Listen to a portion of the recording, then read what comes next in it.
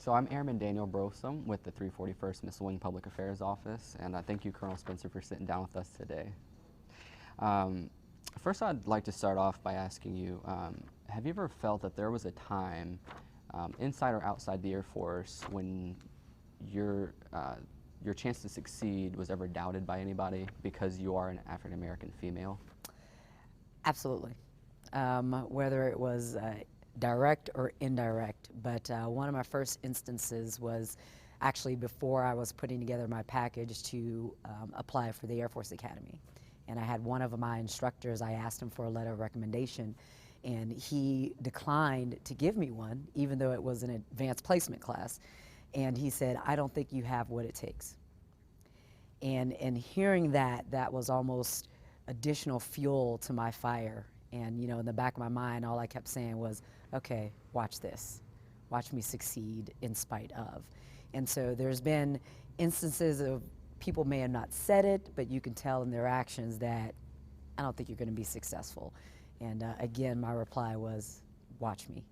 And I was actually going to ask you, how did you overcome that? So it was just the fuel from the people doubting you and saying that you don't have what it takes, and that's what fed you to prove them wrong. It is, and you're going to have the doubters, but you're also going to have those that say, yes, you can. And those that said, yes, you can, were my family, my mother, my father, that instilled in me a spirit of there is nothing that you cannot do. So the world was open to me, and they always fed me that you will be successful in whatever you do.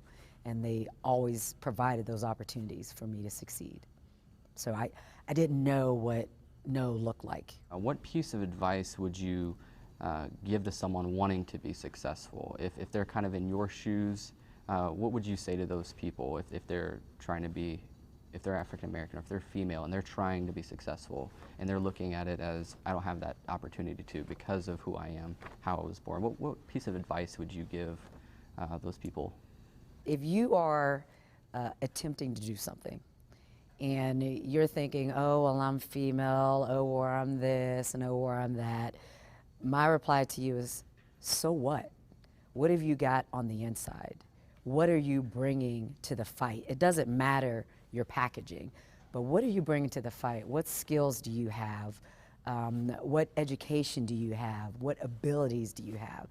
That's what you need to bring forward, and you don't need to hide behind your packaging. And sometimes that can be an advantage, but you need to look within yourself and say, what am I bringing to the fight? And you keep it moving in that direction, and you do not take no for an answer. What if they're facing obstacles outside of their control? So if somebody is saying, such as harassment or sexism or racism, what would you say to those type of people that are trying to be successful, but somebody comes out straight out and tells you you're not going to be successful because of your race? You know, if they are in that situation, what would you say to that? You get a second opinion. You go a different way. You find a way to get to yes, and you don't stop. If it's something that's important to you, you're going to make a way. You're going to remove the excuses. You're going to remove the obstacles as best you can, and you're going to press forward with what it is you have a desire to do. There's going to be somebody out there that believes in you, and they're going to help you to be successful. So you can't stop. What is your current position as the first African American, the first female, and the first African American female to lead the 819th Red Horse Squadron? What does that mean to you? What that means to me is my Air Force is getting it right. My Air Force is accepting people, again, for what they bring to the fight and not their packaging. They are looking at your skills, your capabilities, your enthusiasm, your successes, how you're making other people be successful, and they're allowing that to speak and to bring forth that message. So that's what it says to me, is that we are actually embracing those things, those ideals that the military across the board is known for. Do you think that we've come a long way since way back? Well, you know, some will say yes, some will say no, we're in the same place. But as you look and I see those pioneers in action, you know, I see the Colonel Susan Waylett, who was the first female commander of a Red Horse unit. I see Major General Teresa Carter, who was our first female civil engineer for the entire Air Force. And now she's the commander of the IMSC. I mean, those are huge steps. General Lori Robinson, I can go on at those that have taken what God has given them, if they made something very good out of it, and you cannot stop that. You know, you can't take away those skills that I'm bringing to the table. And did you have a chance to meet either one of those?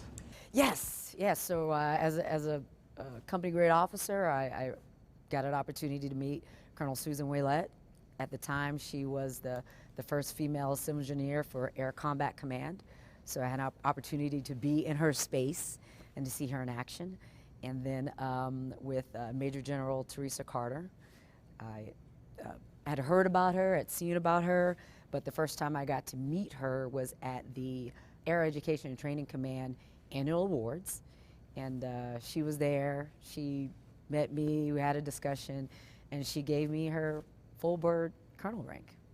Being the first female, first African American in the Civil Engineer Squadron, that's kind of a big deal. So is it an honor to you to carry on that lineage to kind of see what more is to come and how many more female commanders there are going to be?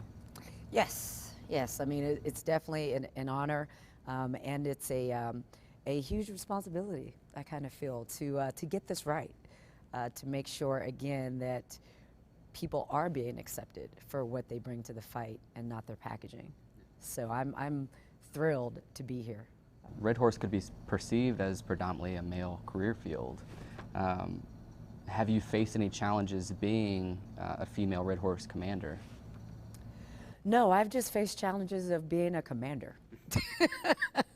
I do not believe that it's any different than, you know, my male counterparts may have encountered. So I see myself as the commander of an amazing organization, amazing unit, contingency operations. That's the name of our game. We build stuff, and we do it right. So that's how I see things. With your list of education and your assignments and everything that you've accomplished, your awards, your decoration, I would say that's pretty successful in the Air Force. What does that say for African American females, the African American community in general, or females in general? What is that saying for them? Do you feel that you are you're showing that it is possible, no matter from where you come from? It is possible, in spite of. You just have to have the right mentors in place, those folks that you use as counsel to keep you on the right direction, ask the questions of your leadership, and to treat your people with respect. Those accomplishments that I'm given credit for, that was not me. You know, those were the people that I was very honored to serve with. And I believe that I treated them with respect. I gave them opportunities to be successful. I set them up, and I just get credit for the end state. You know, but you don't do anything by yourself. It's really about the people that you're leading and that you serve with. They help you to be that success. Did you ever have some really good supporters and mentors, raising the ranks in the Air Force? Absolutely, and it's been on all sides. It's been civilian, enlisted, officer, and even my upbringing I had uncles that were in the Marines, and you know, as soon as I got commissioned, they took me to the side and said, "All right, Lieutenant, this is how it's going to be." My auntie, she's a retired senior master sergeant. You know, she also gave me that counsel, that sage advice of how you approach life and how you approach this military life that we have. So a lot of people that kept me grounded. Did any of those, your family members, have an impact on your decision to join the Air Force? My dad was in the Air Force. He was in for about 4 years, but he was very proud of his service. And he, you know, pushed me into the direction of, I did junior ROTC when I was in high school, and it kind of just led itself into the Air Force Academy, and here I am today.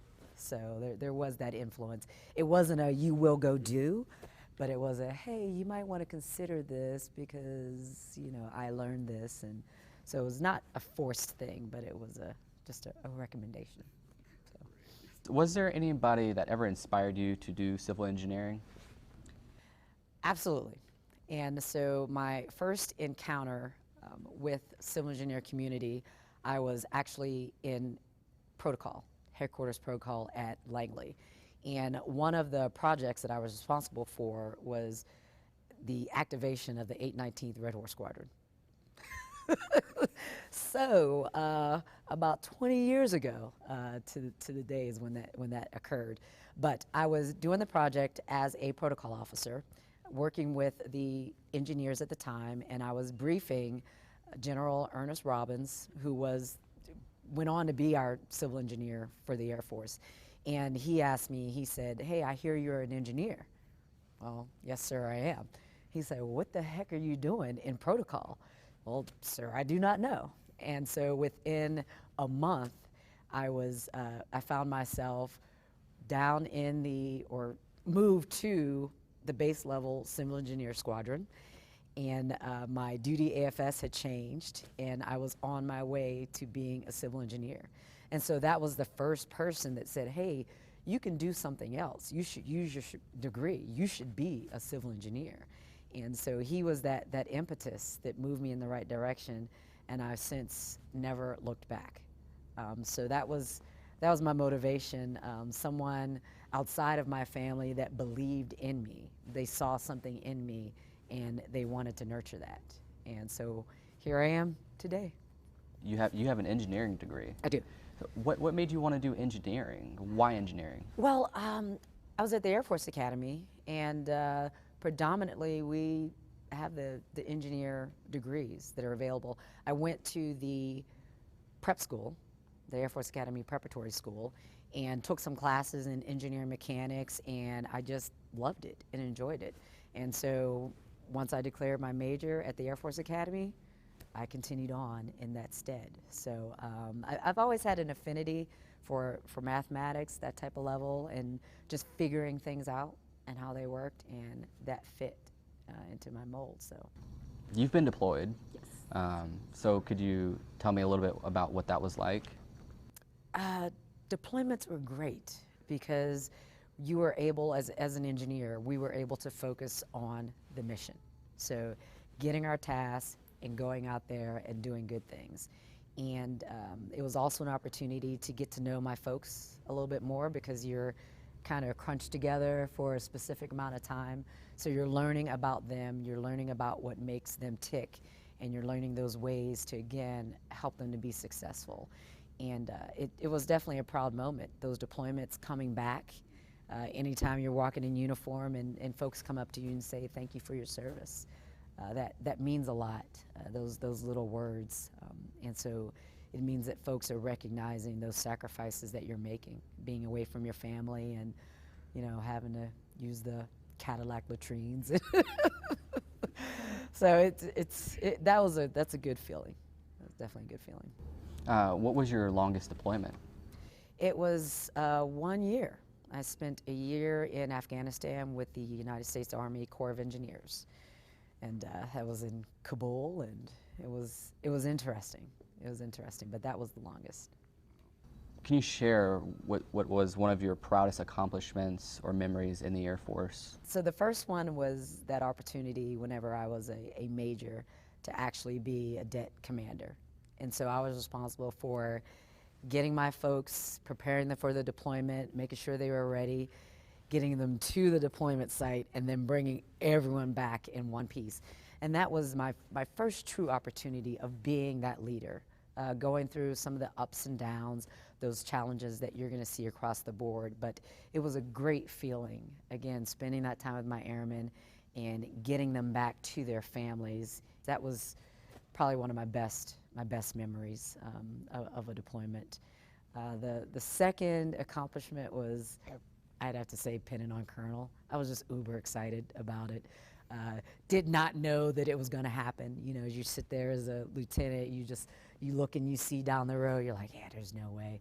I'm not going to be able to do that, or something's going to happen. But, you know, I was able to achieve that level of rank. And my family was there, you know, to share in that. I was able to go back to D.C., so family and friends were sharing in that accomplishment, because it really wasn't about me, but it was about those folks that I looked out into the audience, because each one of them played a part in my success.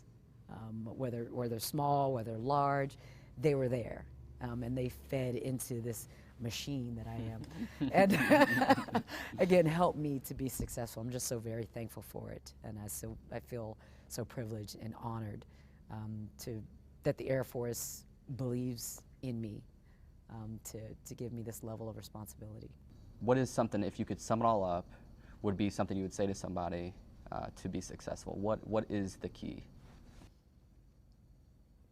2 words: be nice.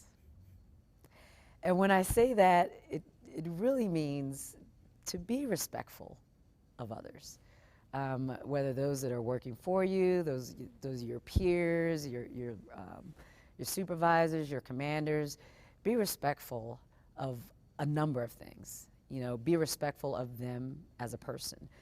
Be respectful, if you're talking about your commander, be respectful of the authority and responsibilities that are levied upon them, and try to help them, you know, lessen some of that load. Be respectful of your peers, what they may be going through at that particular time. Be respectful of those that are working for you.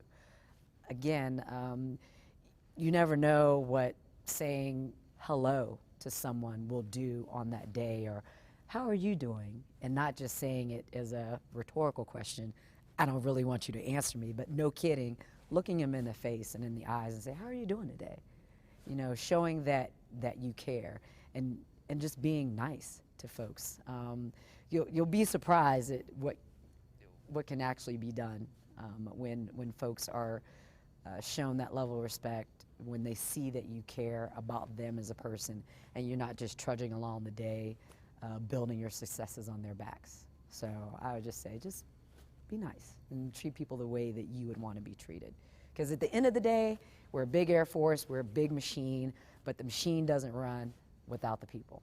And one last thing, what is the Red Horse saying? It's something 819.